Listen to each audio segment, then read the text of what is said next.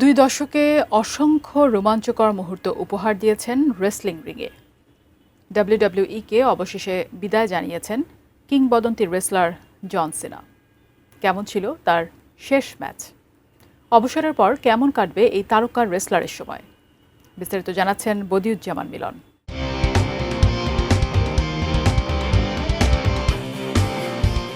December Washington ডিসির Capital One অ্যারেনায় Saturday night's main event নিজের শেষ ম্যাচে রিংয়ে নামেন জন সিনা।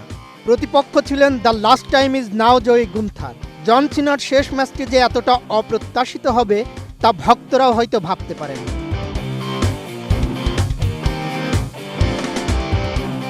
শেষ ম্যাচে জন সিনাকে বিদায় জানাতে গ্যালারির আসন উপচে পড়ে।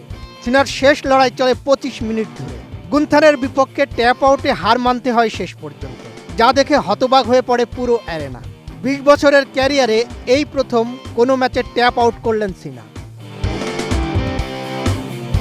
জন সিনার শেষ ম্যাচের সময় রিংয়ের পাশে উপস্থিত ছিলেন ক্যারিয়ারের বড় প্রতিদ্বন্দ্বীরা Kurt Angle, Mark Henry, Rob Van Dam, Michelle McCool ও ট্রিস স্ট্র্যাটাস।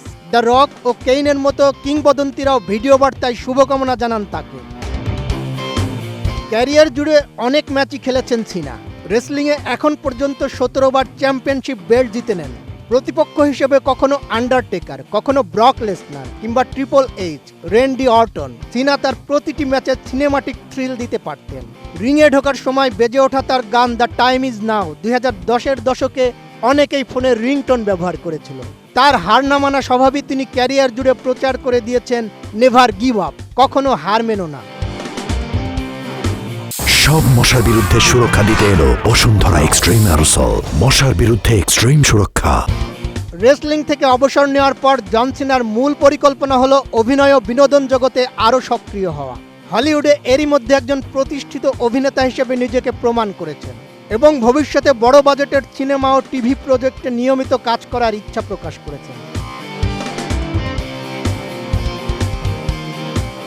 জন সিনা এর পাশাপাশি বিভিন্ন টিভি টক শো, উপস্থাপনা, ব্র্যান্ড এন্ডোর্সমেন্ট এবং প্রযোজনার কাজেও যুক্ত থাকতে চান। তিনি তার দীর্ঘদিনের মানবিক কাজ, বিশেষ করে শিশুদের জন্য মেক আ উইশ ফাউন্ডেশনের সঙ্গে সম্পৃক্ততা আরও বাড়ানোর পরিকল্পনা করেছেন। সব মিলিয়ে রেসলিং ছাড়লেও তিনি জনসম্মুখে থেকেই বিনোদন ও সমাজসেবামূলক কাজে নিজেকে নিয়োজিত রাখবেন।